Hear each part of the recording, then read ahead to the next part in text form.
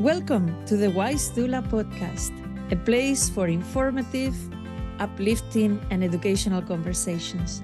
Here we will discuss everything connected to the parenting journey, from conception and birth to postpartum and beyond. You are amongst friends here. This is a place to share our common wisdom and learn together. So go ahead, grab your favorite drink. Remember, not caffeinated if you are expecting, and join me inside. I can't wait to speak with you. Hello, and welcome to this week's episode. How are you doing today? In this week's episode, I am taking you on a journey of sorts. Just imagine for a moment that we have a time machine. I know. Wouldn't we all like to have a time machine, be able to travel in time? But for today, even though time machines do not really exist, suspend your disbelief and let's jump on a time machine. I want to take you to deliver a message, a special message. And this is going to be a message to my younger self. So we are going to travel back in time a good 20 years. How about that? To the time I was 28 and innocent. And I want to share with you a letter to myself. Here's the letter. Just imagine we have jumped on that time machine and now we have knocked on the door of 28-year-old Marta, still single and still innocent about the ways of the world.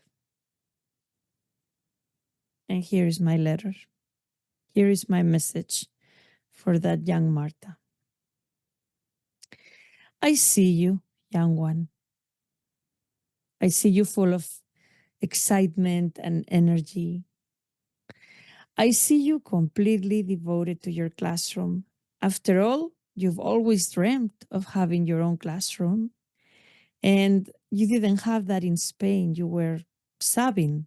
So when you came to the US and you got your own classroom, you were so excited. Of course, the first few years were rough. You didn't quite know what you were doing. But once you got a hold of things, you were so much better. And that satisfaction of being in control of your own ship was amazing, wasn't it? It mattered more than all the gold in the world.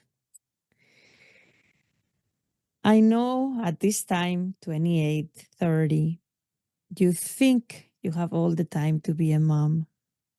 Why rush it? I have all the years ahead of me. I can take my time deciding to be a mom. Your classroom, your students are an absolute priority. You cannot think of your life without them. In fact, you call your students your children, and you call their parents your parents. So see, you're completely involved and devoted and connected to your classroom, and nothing wrong with that. That's a wonderful feeling. And you are living your teaching profession with passion and with love. And there is also nothing wrong with that. It feels so good to have that purpose, right? It feels amazing. I remember. You think you have time. You have been going out with this boy. You don't know where that will lead. Hint, hint, you will marry him. And you think motherhood is far, far, far ahead. You kind of enjoy being in the classroom so much that that becomes your identity, your life, your everything. And all around you, everybody else is having children. All around you, you're attending baby showers nonstop. Even teachers that are younger than you are having kids, and you're looking at them going, that's nice for them. But I'm going to wait a little longer. I have time. But I know you, young one. Behind that facade of loving everything you do, loving the classroom, etc., there is also a bit of fear, isn't it? There is fear that you will be the one always attending people's baby showers and never your own. There is the fear that motherhood will change you completely and you will no longer be the person you are. And it doesn't help that you work with a lot of people that reinforce those fears, by the way. Um, it doesn't help that deep down you are a little scared of pregnancy, aren't you? You aren't quite sure what pregnancy is about. You've heard all the horror tales and all the terrible stories, and you have learned to fear birth and to fear pregnancy. Deep down, I know that's what it is, what it was. And you also worry about whether you will be able to juggle the demands of the classroom with the demands of motherhood and parenthood. I know there are a lot of fears present for you. And I know that it feels like you have your entire fertile years ahead. Why rush it? And I know part of you feels very much like wanting to be a mother, and another part of you is afraid, unsure, scared, worried about doing such a demanding job while also raising a baby. So there is a lot playing in your mind, a lot. And since you think you have time, you kind of, put the brakes on it a little bit. Well, none of those things are wrong. All of those things make sense to you now in your late 20s, early 30s. But I want to share with you something, my young one, young Marta. I want to share with you that although all of those things that you are thinking are correct and important, the reality is that creating and starting your family takes precedence over anything else. The reality is that time and dedication to your family is more important than time and dedication to your work. I know you don't see that now, but I can tell you in the distance of time, that's exactly what it is. The work will never stop, never. You will always have more and more and more things to do, just like in a house. Laundry, dishes, nothing ever stops. That's it. You just keep going. The same in a classroom. You will have to continue and go, go, go. But the reality is, when you decide to become a mother, you need to then prioritize your family. And even though your job is important, even though it feels good doing it well, even though it feels good to be devoted to your classroom, then comes the time to say, I'm going to draw the line on the sand, because my complete and utter devotion to my classroom is wonderful, but my family needs me first. I am not saying that this is easy, but you will have to make that decision. You will have to be the one creating those boundaries, because family comes first and life comes first. And all those fears you have about birth and about losing yourself when you become a mother, let me tell you, there will be an adaptation, there will be changes, but you will not lose yourself.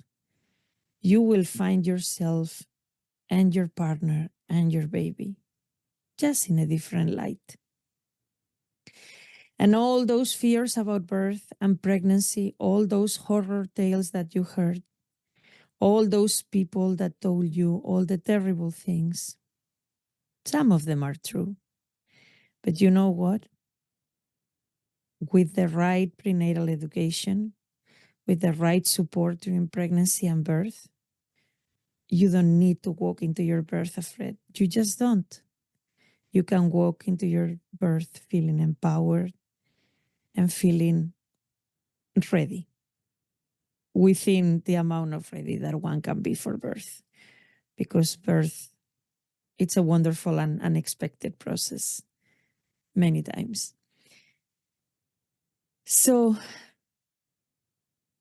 my dear one, I know it feels like you have all the time in the world, and maybe you do, but maybe you don't. So, it's great that you want to be an amazing teacher. It's great that you want to devote your entire life to your classroom. But remember, family comes first, life comes first.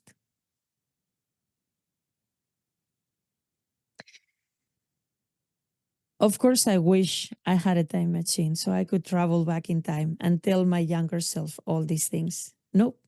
All these things had to come with time and experience. But it is my hope that as I am saying them on this podcast episode, a young teacher will hear me and will reflect on these things.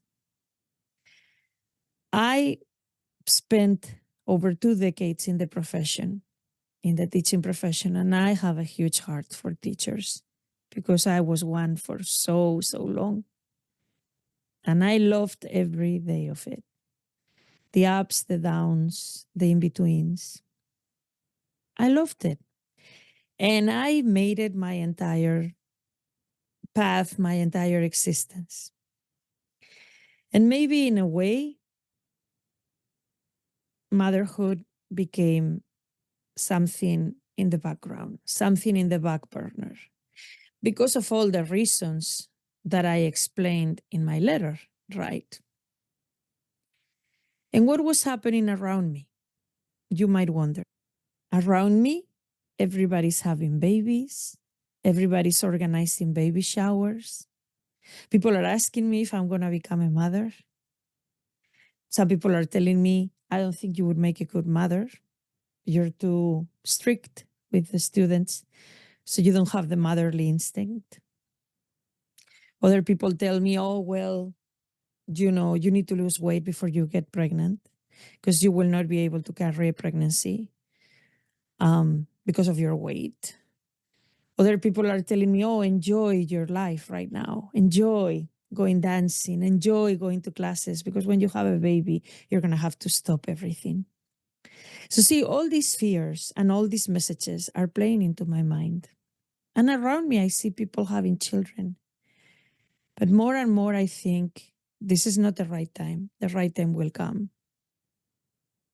A lot of times we think that, right? This is not the right time. The right time will come. And then sometimes it's never quite the right time. So I really reflect on that. I really reflect on the Marta from 20 years ago could have had people around her encouraging her to be a mother, telling her that motherhood was wonderful, of course, with ups and downs and everything in between. But this Marta didn't have that, right? I had maybe a few voices that were saying that, but the majority of them were saying all the other stuff. And like I told you, I have a huge heart for teachers and for teachers that are in the place where I was, thinking of becoming parents, but being maybe a little afraid of how to juggle that and education. How are they going to do that? Is their life going to change? That is the place where I am ready to step in and support you. Okay? Because I know, because I've been in those shoes where you are. I get to support you. It is my joy, my privilege, my blessing that I get to support you now and accompany you and tell you, hey, it's okay. You can do this. You can be a teacher and a mom. You can plan to start a family and still take care of your students, but you need to find balance. And you need to understand that as much as we love our students, as much as we love our classroom, it is not our entire existence, nor it should be. I know a lot of people understand this well, okay? There are many different cases, but it's easy to fall into that trap of, I am so busy with work, I have so much to do. When do I have time to bring a baby into this world? Now it's not the right time. Next year is not the right time. Oh my goodness, I changed school districts. Now I don't have enough sick days. There are a lot of things that go into this decision making. And like I said, I would love to be that support person for you. And in fact, that's one of the services I offer as a doula, as a childbirth educator. I work with teachers that are planning to be parents or in the process of pregnancy and birth. And we work on, balancing teaching and motherhood.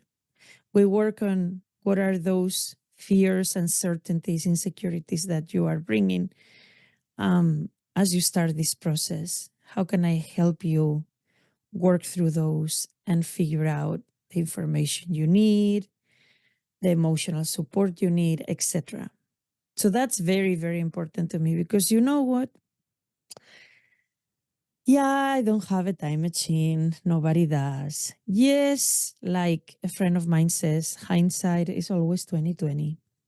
So it's easy to look back and go, I wish I had done this. I wish I had done that. And I can't change it, right? I can't. The reality is I became pregnant at 40 and we lost our baby during our first pregnancy, and I haven't been pregnant since. Honestly, I hope that my story, my letter today inspires you to know that there are other ways to do things and to look for support so you don't fall into that trap of, I am not sure, I'm afraid, how am I going to juggle everything? I guess I will just wait and wait and wait. And sometimes you wait too long or things happen. You never know. It's interesting. With the distance of time, now I think about a lot of my coworkers and the struggles they went through as they went into motherhood. I remember one coworker that couldn't get pregnant while she was a teacher because of the stress. She was seen a specialist, and as soon as she became a teacher aide, she got pregnant right away. And she told me, Marta, the doctor told me it was the stress. That's the reason I wasn't getting pregnant. I mean, the body knows, doesn't it? It does. Mother Nature knows. I remember stories of teachers that had infertility problems, couldn't get pregnant, ended up going through adoptions after many hardships. Other teachers going through IVF, more than I could count at the time. Other teachers experiencing perinatal loss and quietly going back to work like nothing happened. Others coming back from their 6 weeks of unpaid leave, which is um, what was allowed in my district at the time, coming back after 6 weeks of unpaid leave with tears in their eyes because they didn't want to leave their baby. Right now, I look back and I think about all the stories that us teachers had behind that facade of everything is hunky dory. I love my life. I love teaching. Everything is wonderful, which we did. We did love teaching. Otherwise, we wouldn't have been there. But all the hardship that was going on behind the scenes that nobody knew because deep down, remember, these are things that we keep quiet as women because there is a bit of maybe ancestral shame, right? A bit of that feeling of failure like I couldn't get pregnant. I couldn't sustain a pregnancy. I couldn't bring my baby home. I couldn't get pregnant at all. I decided to go the route of adoption, or, I decided to do IVF. And I'm not saying these are the kinds of things that you go and publish in the local newspaper, because you don't feel like explaining your life to a whole bunch of strangers. Neither should you. But the fact that we keep them quiet means that when there is somebody else in our inner circle, close circle, going through that, they feel extremely alone. So nowadays, I look back at all the people I taught with that were going through different processes of motherhood, that at the time I didn't think twice about it because I wasn't thinking about birth and postpartum and pregnancy and mental health in the terms I think about it today as a professional doula. But I have a lot of love in my heart for all those teachers that experience different struggles into motherhood, that to this day are experiencing them. And if I can do something, that's my task accomplished. If I can help one other teacher take care of those fears, those uncertainties, those insecurities, if I can help one other teacher have a smooth pregnancy, smooth birth, plan for their postpartum, and do all of that while considering their teaching responsibilities, their teaching workload, etc., I am more than happy to do so, because it is in connection and community where we thrive.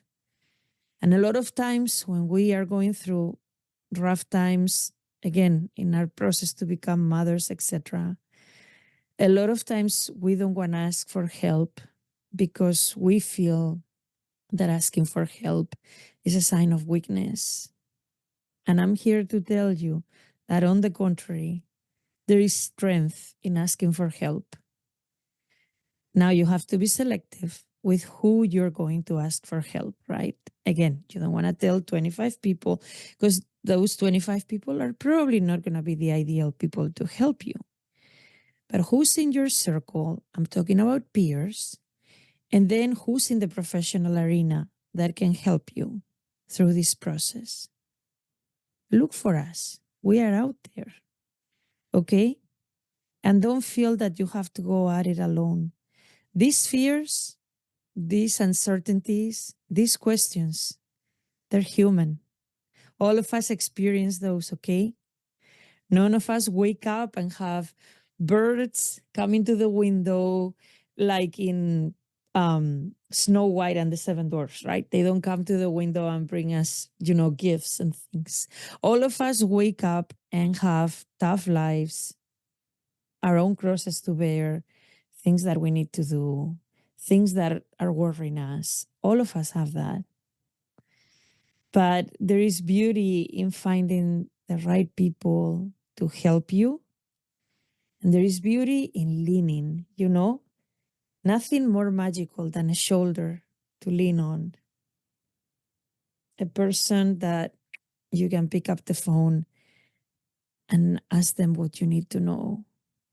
A person that can meet with you and go over the information you need to feel that you are making the right decisions for your family.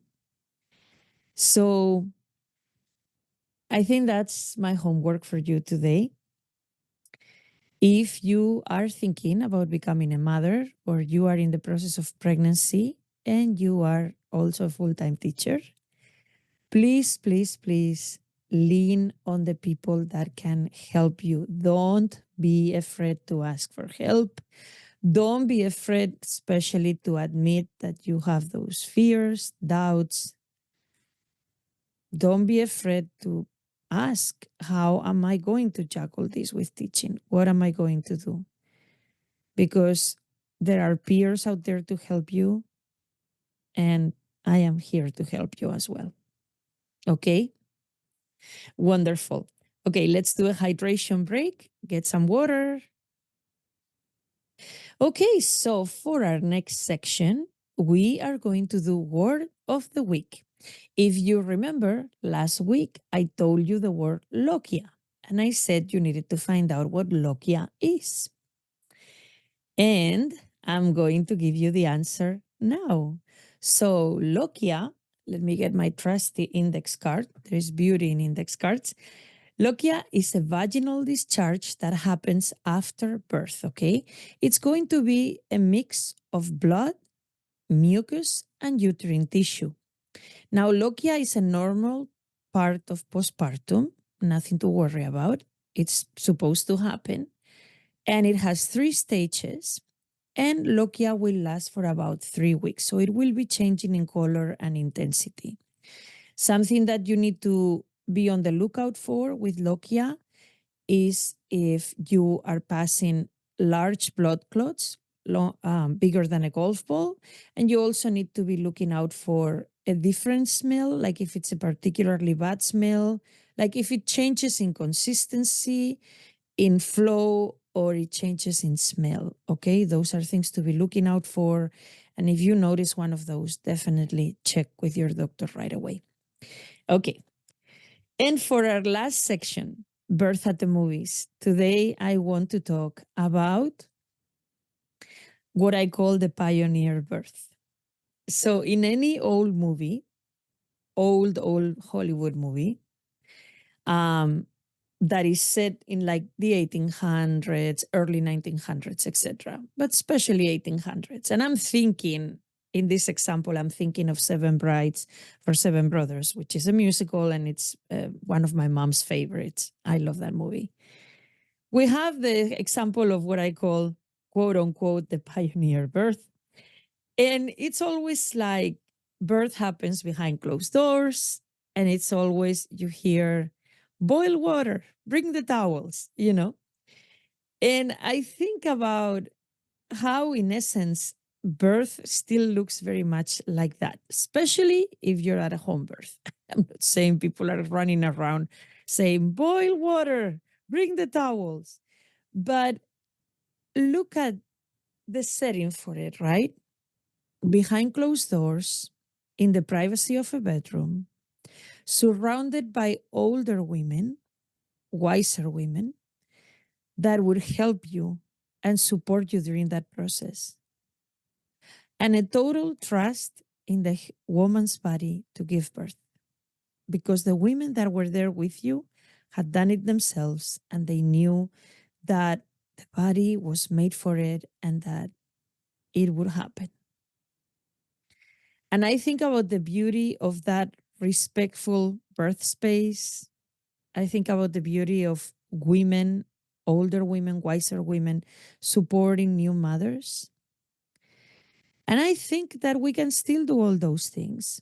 We can do them 100% in a home birth, even in a hospital birth. We can still do those.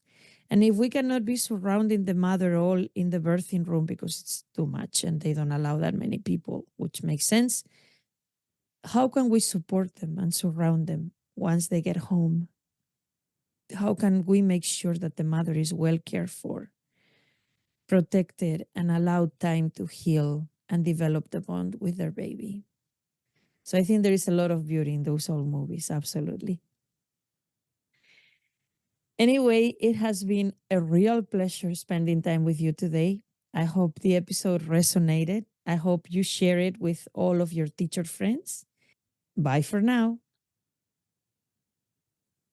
Well, hello, my dear listeners, and thank you so much for being here today. The episode you just listened to marks the end of season 1. We want to say a huge thank you for supporting our show and coming back every week to listen to our episodes. Now, we are taking a well-deserved break to continue working on some exciting content to bring you on season 2.